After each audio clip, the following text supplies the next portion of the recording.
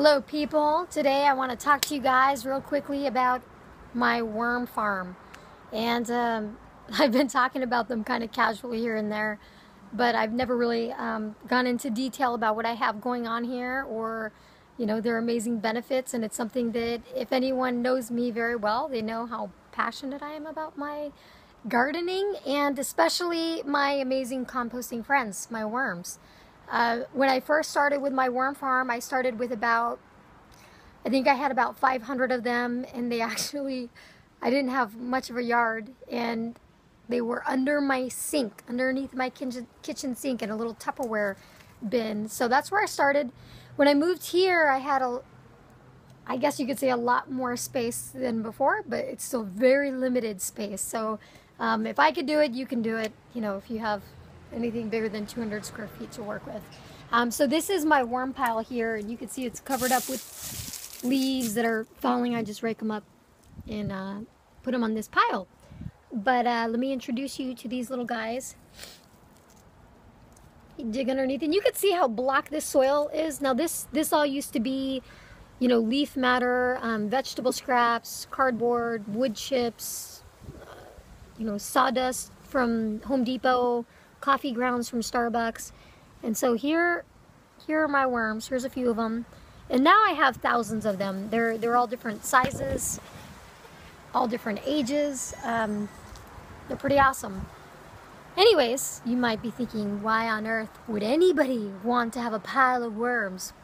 Well, if you're a gardener, you already know the answer to that, and you probably think this is pretty awesome. And if you don't have them, you are wanting to get them.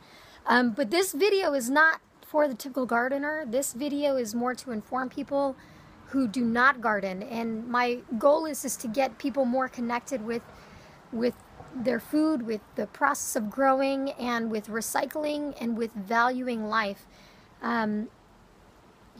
What people generally think of, especially even in the gardening world, is what I'd say when they think of worm farms, is they think of vegetable scraps, and they think of this little worm set up and you feed them from the top. And that's actually not how I feed my worms. I feed them a little different. Now worms, they feed on the decomposing matter of organic matter, organic material. So like, for example, this leaf here, and I have leaves, and then this is looks like an avocado skin.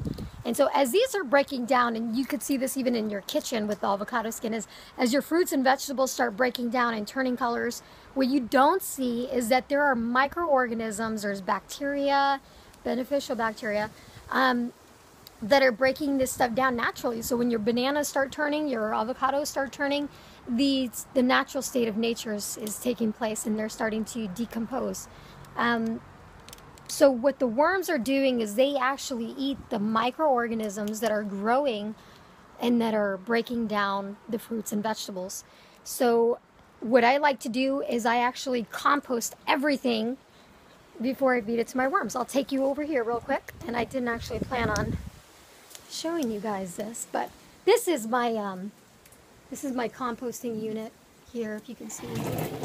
And I actually built this in one day. I'm still amazed that it's actually staying together, because it's held together with like zip ties, and scary.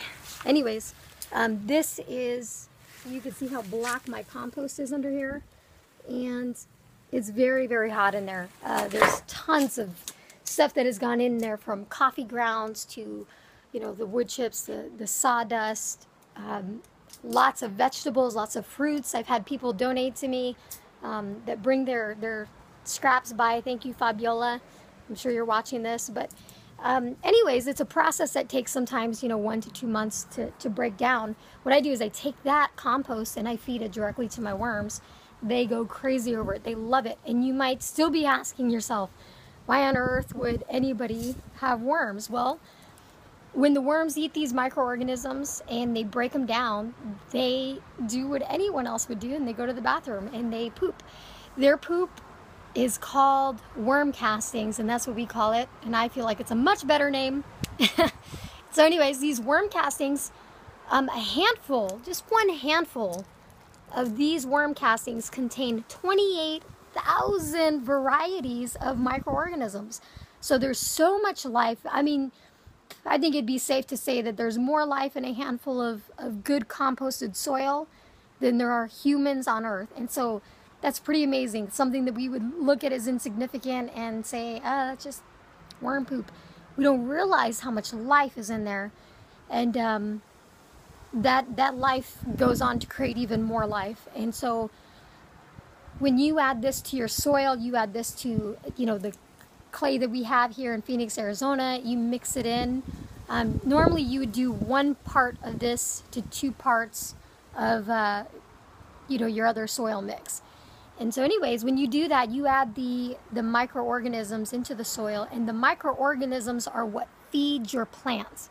So without the microorganism life going on, it's difficult for your plant to have the maximum growth that it can have. And these worm castings actually prevent root rot. So they're very amazing. So even having the worms in your garden or around your trees and shrubs, if the environment is right, they create aeration in the soil so that oxygen and water can flow as necessary. It's an easier environment for the roots to spread out. So it's pretty awesome stuff. There's been, recordings of people using, the highest quality worm castings. So worm castings really depend on what you put in it. And so if you're putting in it, things that have GMOs and things that have a low nutrient value, that are not, the highest, and your worm castings aren't going to be the best. But anyways, the highest quality of worm castings used, they've done studies that have shown that they've increased yields of pecan trees 400%. So that's pretty impressive. I mean, you go from, say 100 pecans to 400 pecans, and that's pretty impressive. Anyways, this stuff's amazing. I believe that everybody should have a worm farm, even if you have to put them underneath your sink. Especially if you have kids, I think it's so cool to see kids getting involved and understanding, the benefits that these guys have. I think we're all aware, we've all heard of global warming, but we don't, I think sometimes we have a hard time personalizing it, that maybe we might be partly to blame for this problem. When we mislabel things, and I am so passionate about labeling things correctly, labeling people correctly, labeling foods correctly, labeling things all around. So when we call things like banana peels and coffee grounds, and we call them trash, it strikes a chord with me. I'm just like, I don't know how we got to that place, because nature tells us that everything is renewable, that these things are renewable resources. So it's funny, my roommate, sometimes she'll put banana peels in the trash and not in the little composting trash, and I'll pull it out and be like, what is this? This is not trash. This is worm food, plant food, and ultimately people food. So it's pretty funny. I'm very passionate about it. But when we could get to a point where we stop mislabeling things, and we stop, throwing things in the trash, sending them to the landfills to be buried, that create methane gas that, that are destroying our environment. When we stop doing that, we could start taking personal responsibility for our part that we play. And really, I think that the beautiful thing about people is that we have the ability to make things better. It's not about, oh, we're bad because we've created this problem. It's about, can you imagine if we focus that energy on making things better? I think that our whole world would be better, our land would be better, our food would be better, our health would be better, our children would be healthier. And so I strongly encourage you, consider having a worm farm or a worm pile or a under the kitchen worm bin. If you have any more questions, post them below. Be sure to subscribe if you like my video.